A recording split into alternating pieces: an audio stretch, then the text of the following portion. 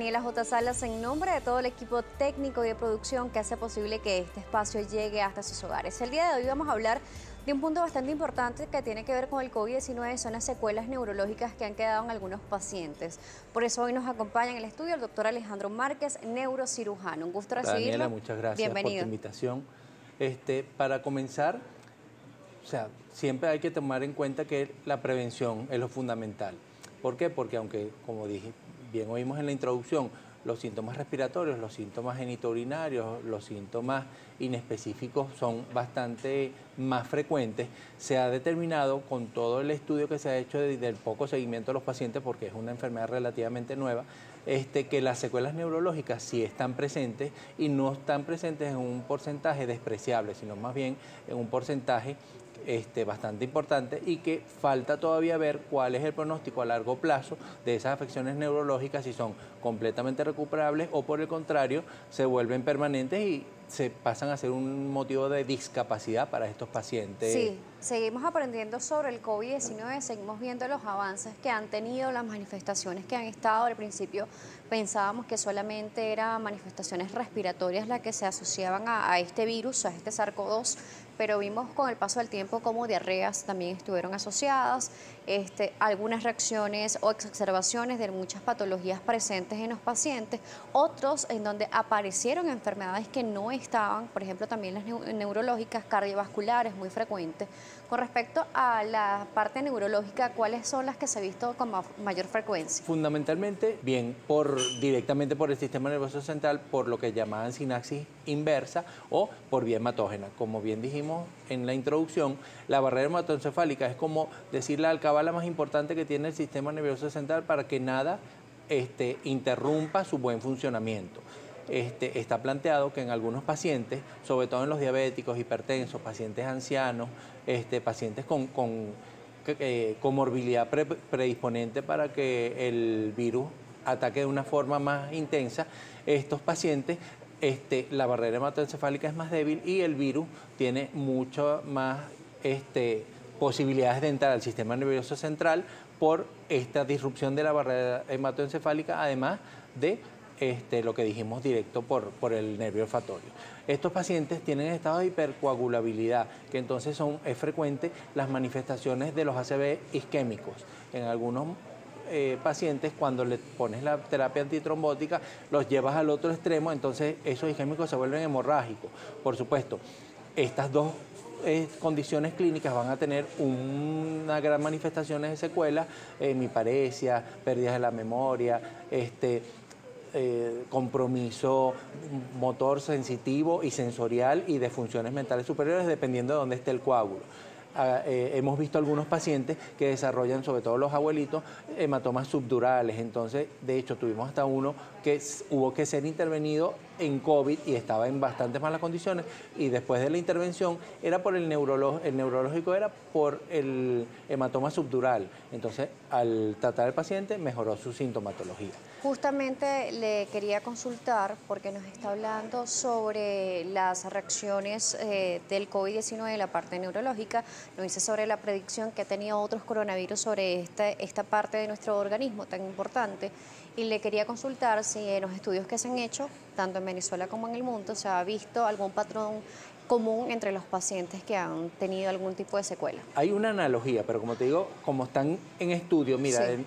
Tuve la oportunidad de leerme un estudio bien serio de la Comisión Europea para la Salud, donde tocaron el capítulo de las secuelas neurológicas de los pacientes, y ahí se pudo determinar que además de las psiconeurológicas, que sería la ansiedad, la depresión, en pacientes que tenían demencia senil, los abuelitos, se exacerbaba mucho el caso, pero lo interesante del estudio es que aún pacientes asintomáticos, porque ellos lo dividen en asintomáticos leves, asintomáticos con algún tipo de asistencia médica, bien sea hospitalaria, los operaturas, porque cada país tiene como su estadística, sí. Y él aporta. En el caso de los europeos, ellos están muy bien organizados porque todo lo llevan como a una base de datos y están haciendo un metaanálisis de todos los países y de cómo se ha comportado el virus en todas sus facetas en todos los pacientes.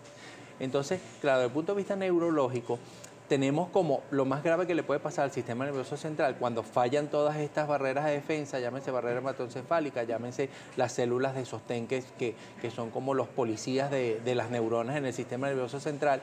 Tenemos los pacientes que se infectan con encefalitis, o sea, se les produce encefalitis la carga viral, y estos pacientes van a desarrollar trastornos de la conciencia, van a desarrollar síndromes epilépticos. Dependiendo de la encefalitis, pues puede haber secuelas que perduran en el tiempo. Hay otros pacientes que desarrollan, como dijimos anteriormente, infartos o hemorragias intracerebrales, y está la polirradiculoneuropatía, que es el síndrome de Guillain-Barré, donde hay una manifestación sistémica de inflamatoria que destruye la mielina de los nervios periféricos, y ahí se manifiesta como una parálisis nerviosa ascendente, que es grave cuando ya llega a nivel de diafragma, y son los pacientes que tienen que intubarse porque el músculo de diafragma, que es un músculo, al no tener la inervación motora, pues él no se mueve, y pues habría que definir bien el término oportunista. Realmente el oportunismo vendría siendo cuando el huésped está en unas condiciones que favorecen que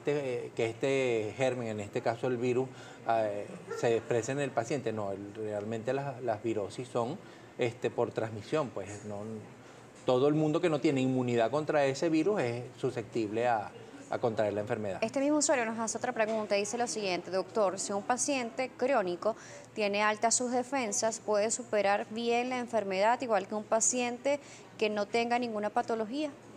Sí, como dijo anteriormente en la introducción del... ¿Tenido secuelas? ¿Son un porcentaje? No todos los pacientes han tenido secuelas, y todavía no se sabe si las secuelas son permanentes o son temporales. Por ejemplo, la pérdida del olfato y del gusto. Nosotros hemos visto en nuestro medio diario pacientes que le han dado COVID que a las 2-3 semanas están resueltas, pero la literatura de los casos foráneos dicen que hasta el momento que hicieron el corte, casi un año después, todavía los pacientes tenían esos problemas neurológicos de falta de olfato o falta de gusto.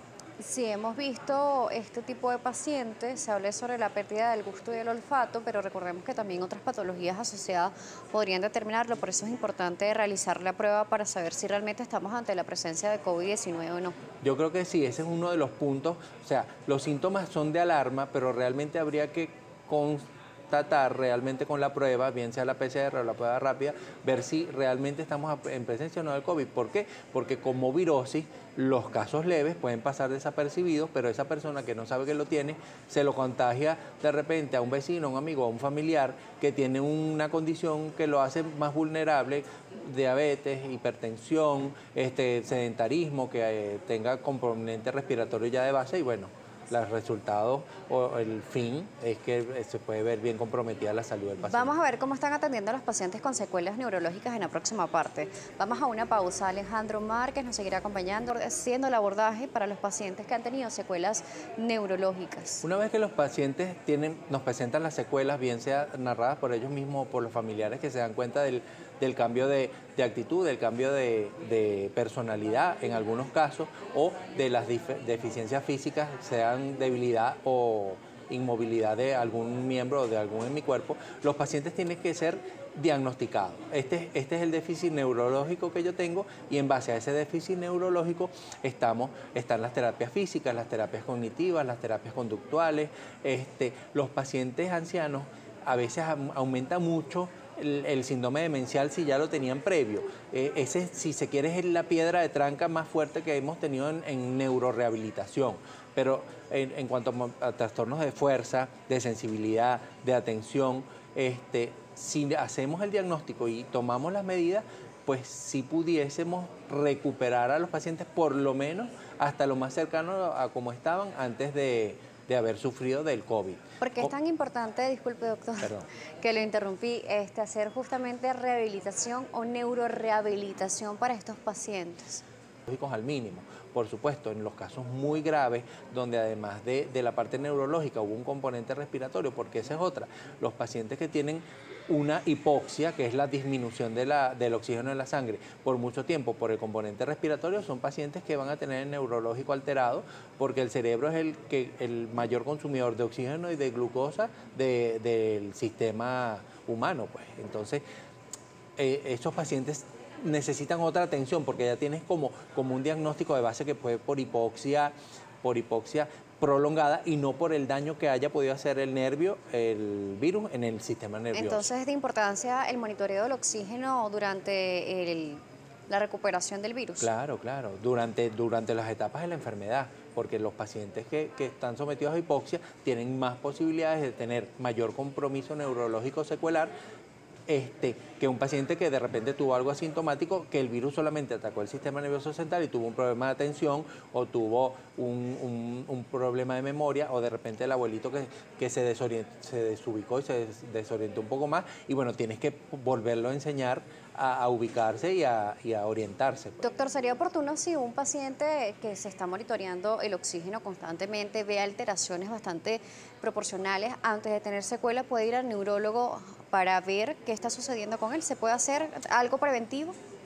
Bueno, sí, ideal sería que de repente en pandemia todos tuviésemos como el kit esencial, que es medirnos la temperatura o tomarnos la saturación de oxígeno, pero generalmente cuando hay problemas de saturación de oxígeno por la parte del componente respiratorio del virus, el paciente siente que se cansa con más facilidad. O sea, de repente caminas del cuarto a la cocina y dices, oye, no, esto no es normal. Si tuvieses ahí un saturómetro y ves la frecuencia cardíaca y la saturación, puede ser algo secundario que, bueno, además la vecina tuvo COVID o mi primo y yo no me siento bien, pero realmente hacerte la prueba y hacer el diagnóstico, porque recuérdate que también los falsos negativos, los que nunca se diagnosticaron y de repente esos 3 o 4 o 5 ACV hemorrágicos que tuvimos o isquémicos eran COVID, pero no se les hizo la prueba. Entonces, por eso estamos en eso de estudiar y tratar de no descartar ninguna cosa que pudiera estar relacionada con el COVID para tener realmente conocimiento de la enfermedad, de qué es lo que hace, de cuáles son las secuelas y cómo prevenirlas. Nos habla sobre los falsos negativos, pero también existen los falsos positivos. Aquellas personas que se hicieron una prueba rápida, que salió negativo y realmente estaban positivos y no se hicieron la PCR. Exacto, pero entonces ahí sería, al final es como un cerco epidemiológico, sí. Tendrían, como en otros países, hacer PCR sería a la población o a la mayoría de la población, o por lo menos los que estén en las zonas de alto riesgo, sitios de concurrencia masiva. A esas personas debería hacérsele una PCR, porque es la única forma de determinar si realmente son positivos, si realmente estuvieron en contacto con el COVID y tienen secuelas neurológicas, cuáles son y cómo atacarlas. Usted decía algo muy importante al principio, que lo primero es la prevención, que el primer antídoto o tratamiento es la prevención, seguir las medidas de bioseguridad. Estamos terminando nuestro espacio y quiero que refuerce también este punto. Sí, la prevención realmente es fundamental, porque, y sobre todo en la población que uno piensa que es la más vulnerable, que son los que tienen las comorbilidades ya conocidas por todos, y la población mayor, la población de la tercera edad. ¿Por qué? Porque la prevención está que ellos seguramente pueden tener más alto riesgo de complicarse o hasta de tener el desenlace fatal, que es lo que no queremos, porque esas son personas que producen, que aman, que quieren, que viven y, bueno, que están con nosotros. Doctor, hemos terminado. ¿Cómo lo pueden contactar? Mis redes, neurocirugía.com.be, los teléfonos 0212-978-2322, 978-0166. Gracias por acompañarnos una vez más. Gracias. El doctor Alejandro Márquez, neurocirujano, nos estuvo acompañando. Neurocirugía.com.be, sus redes sociales para que lo puedan contactar. Gracias por acompañarnos, por las personas que se conectaron a través del Instagram Live, por @DanielaJSalas, por @salud_GB. Nos vemos en una próxima oportunidad.